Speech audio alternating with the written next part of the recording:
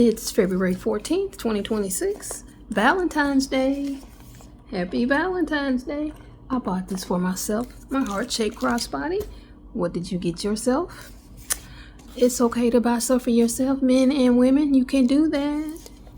Now, of course, I'm going to read some love letters because it's Love Day. This is from the, A Love No Less by Patricia Newkirk. And I'm going to have pictures of these two individuals. But let me read you the history. And actually, the history is a little bit longer than the actual letters. There's two letters. Here we go. Paul Lawrence Dunbar and Alice Ruth Moore, 1896 to 1898. Schoenberg Center for Research in Black Culture. Paul Lawrence Dunbar lived from 1872 to 1906. He was the most prominent African American literary figure of his time. Born in Dayton, Ohio, to former slaves, Dunbar was taught to read and write at an early age. He graduated from an otherwise all-white high school in 1891, where he was president of the School Literary Society, edited the school paper, and wrote the graduation song. He published Oak and Ivy, his first book of poetry, in 1892 at the age of 20. 3 years later came Major and Minors. His early work represented the first formal poetry to feature Black dialect and drew favorable reviews in magazines such as Harper's. In 1896, at the age of 24, his reputation was firmly established when Harper's dedicated its entire review section to him. By the time of his death in 1906, Dunbar was considered the poet laureate of Black America, having published 12 volumes of poems, 5 novels, and 4 volumes of short stories. He had also written 2 unpublished plays and scores of unpublished stories, poems, and lyrics. He also wrote the Tuskegee Institute School Song at the request of Booker T. Washington and a campaign song for Theodore Roosevelt. One of these letters was written during his courtship of Alice Ruth Moore, who lived 1875 to 1935. She was a New York socialite, social activist, and writer, and the other after they were married.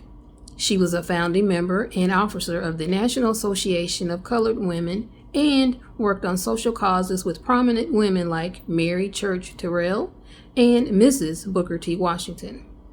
She wrote and edited 4 books, including Violets and Other Tales in 1895, and The Goodness of St. Roch and Other Stories in 1899, and contributed numerous articles and poems to magazines and newspapers like Good Housekeeping, The Crisis, and McClure's.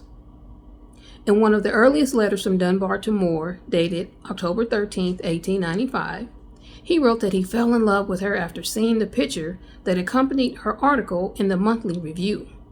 Quote, I know it seems foolish, and you will laugh perhaps, or perhaps grow angry, but I can't explain it in one sentence. You were the sudden realization of an ideal. Isn't there some hope for me?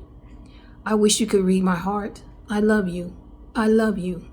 You bring out all the best that is in me. You are an inspiration to me.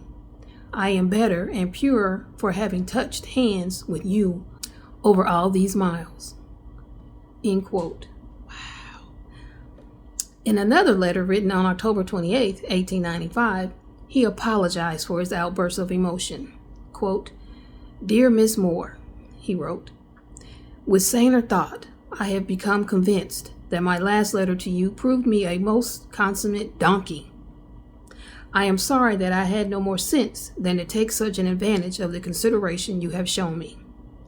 I feel sure that I have offended you and dread your answer. I know that my letter was rank, ill-considered, and presumptuous, and I grieve that it should be so. For the feelings it expressed, I have no wish to apologize.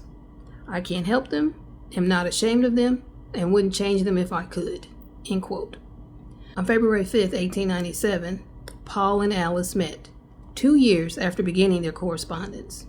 That evening, at a party in New York in Dunbar's honor, they were secretly engaged. The next day, Dunbar set sail for a 6-month reading tour in Europe. They were married in New York on March 6, 1898. That's him. And that's her. Now let me read the two letters. To Alice from Paul, October 24th, 1896. Schoenberg Center for Research in Black Culture.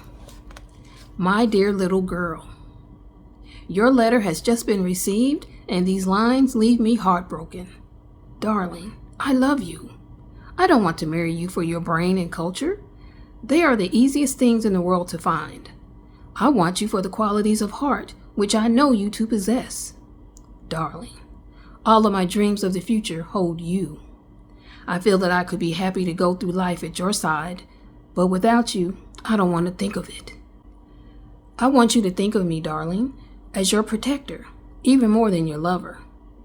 I know that I wish to shield you from all the severities of life and take you into the warm shelter of my heart of heart. Damn! Okay, the second and last letter. This is to Alice from Paul, dated May 16th, 1898. My dear little wife, they're married now. Here I am all safe and sound and would say happy if you were near me. Booker T arrives tonight and speaks. I just got in some time to hear Du Bois' paper. It was a fairly sophisticated article. I am being and shall continue to be a good boy. It's a shame they want me to stay for the banquet.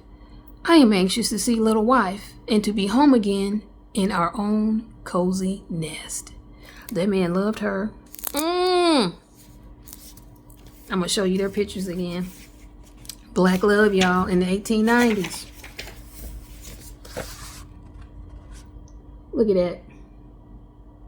Black love in the 1890s. Yeah. Paul and Alice Ruth.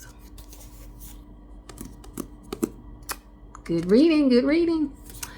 Anyway, happy Valentine's Day. I hope it's everything you wanted and then some. See you tomorrow, y'all.